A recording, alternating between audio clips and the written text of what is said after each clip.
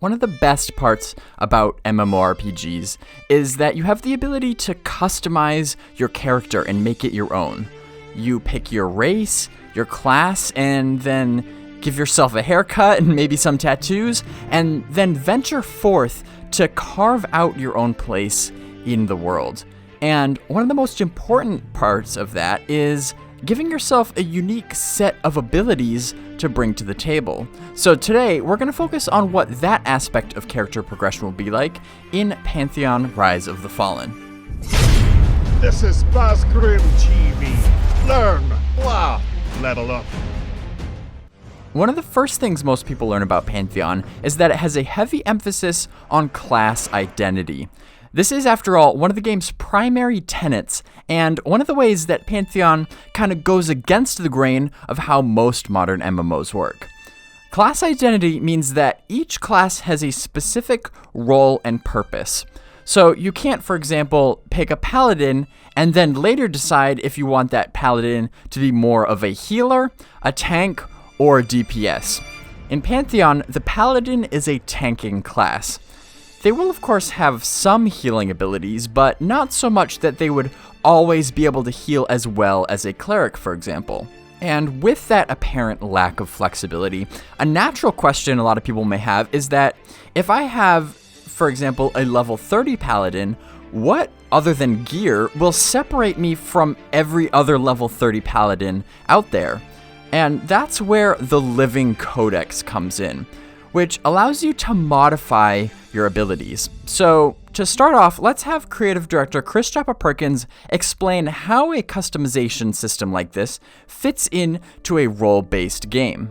These ability modifications are meant really to represent kind of the full culmination of what your class is meant to be. And so in that sense, you will eventually be able to have all of these upgrades to you with the right amount of time invested. The key difference, though, is that you're not going to be able to get all the points you need to fill these out just by leveling up. And so either during your leveling up process or after you've reached max level, a lot of these points will be gained through questing. They could actually be granted to players in the forms of droppable loot as well. And so we want there to be multiple ways that you're actually accumulating all the points you need to invest in modifying and kind of fully evolving your ability arsenal. Now that sounds great, but before we get too far ahead of ourselves, in order to upgrade the abilities in your codex, you first have to actually have abilities in your codex. So let's review how you actually acquire these abilities in the first place, because they're not just going to automatically appear in your codex when you level up. You'll have to purchase many of them at a vendor. But beyond that, some abilities will only appear as drops from certain NPCs.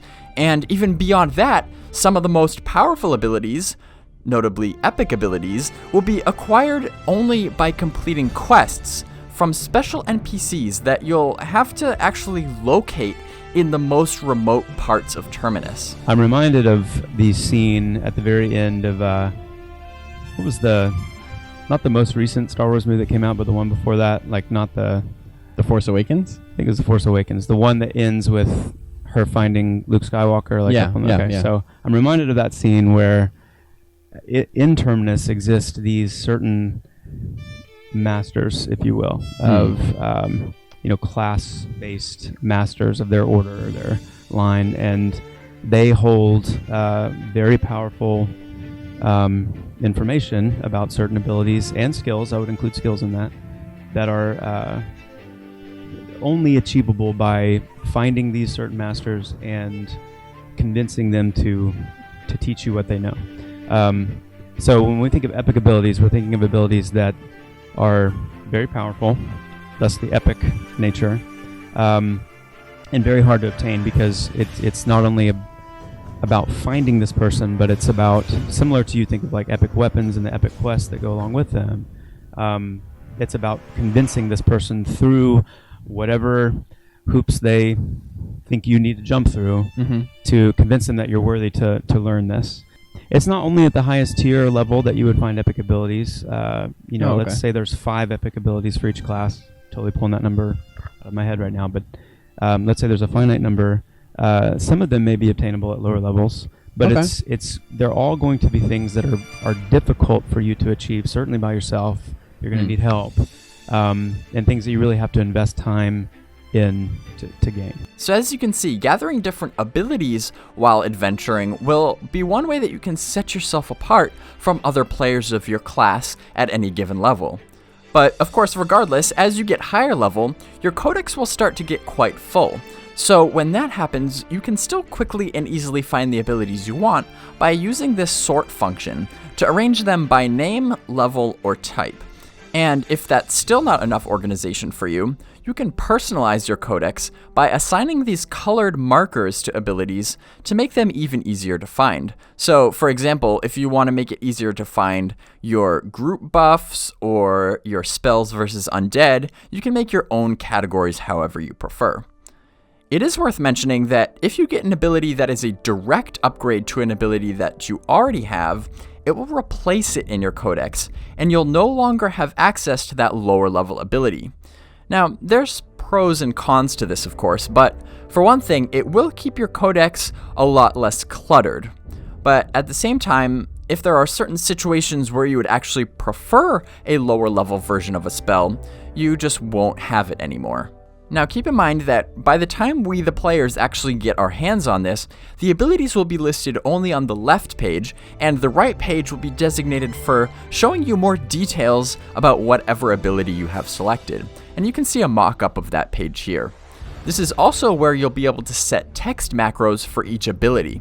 So, for example, you can set it up so that whenever you cast Root, it'll pop up in your group chat channel that you have rooted that target.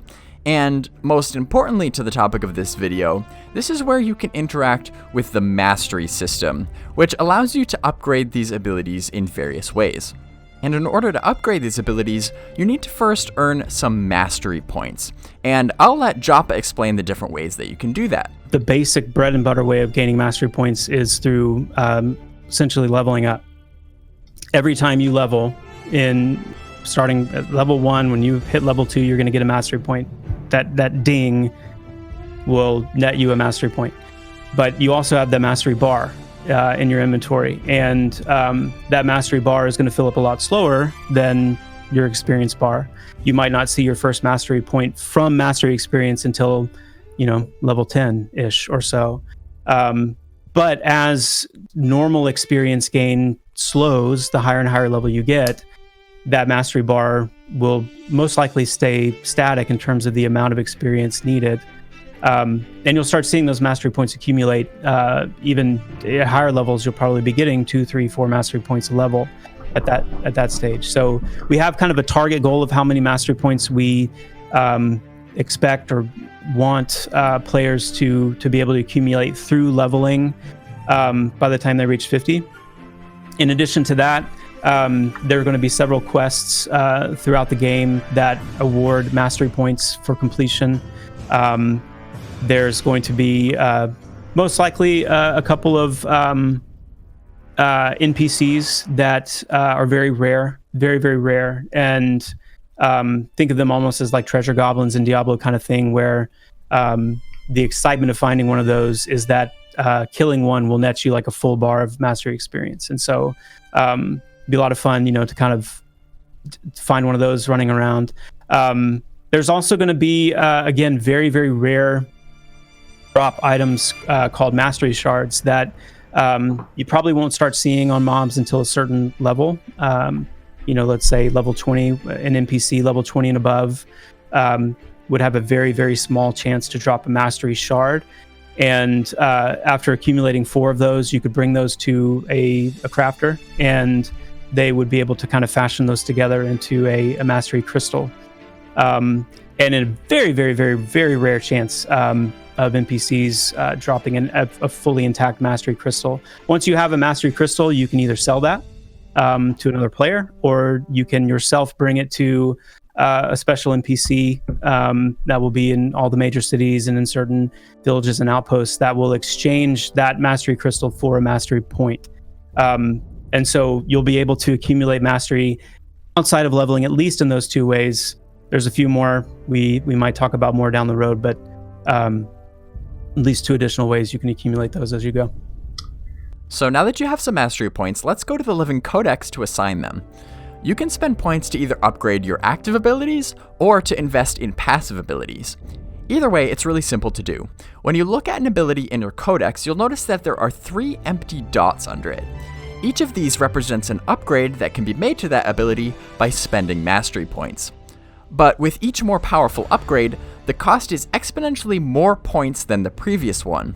So for example, the first upgrade will cost 1 mastery point, but the second would cost 4, and the third would cost 9. And on the second page, you'll be able to see what each of those upgrades will bring, so you can plan ahead. But if you're brand new to the game, don't stress about this too much, because if you later realize that you did not spend your points wisely, there will be an option to reset all of your points so that you can reassign them. This will of course come at a cost, such as paying some coin, and that cost will go up the more times you do it. So you'll want to put some thought into it, but you can still experiment if you need to. Anyway, let's have the devs walk us through the mastery of a few shaman abilities to get some real in-game examples of the sorts of bonuses that these upgrades can bring. First mastery's cooldown reduced by 2 seconds. Yeah, that's all. And also, so the way this ability works is in its kind of base form, it's exchanging health for mana, but it's doing it over 3 seconds. Over a 3 second time period. So and it's got I believe a 6 second cooldown innately. So the first mastery upgrade is going to reduce that cooldown by 2 seconds. Yep. Second one's convert to effect to instant, so you don't have to wait. Converts the effect of the ability to instant. So it's not going to be over a 3 second duration.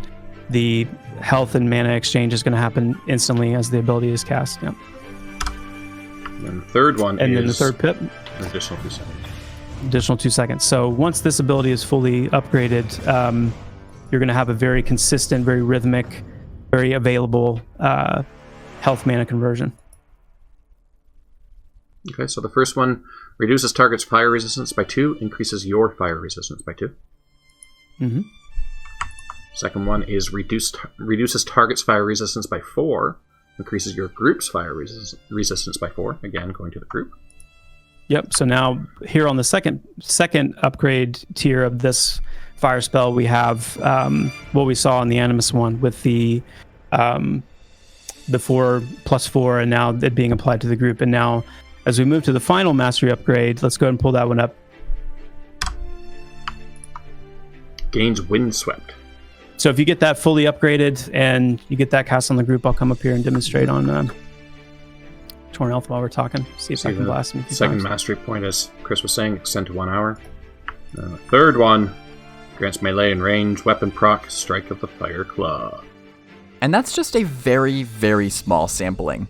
But I think you can already start to see that depending on how many abilities you've acquired, how many mastery points you've acquired, and how you've spent those points, there can be a pretty significant difference between you and somebody else who's progressed differently.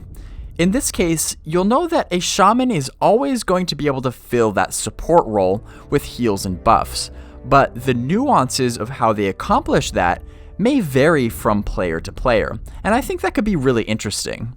But I'm also curious to hear if you like where Visionary Realms is headed with this, because I for one am still kind of trying to decide how I feel about it. I've enjoyed some games that offer a lot more flexibility in how you build your character, but at the same time, sometimes that results in a lot of players gravitating toward the builds that are just completely self-sufficient, and that creates a less social atmosphere, which is of course antithetical to what Pantheon is.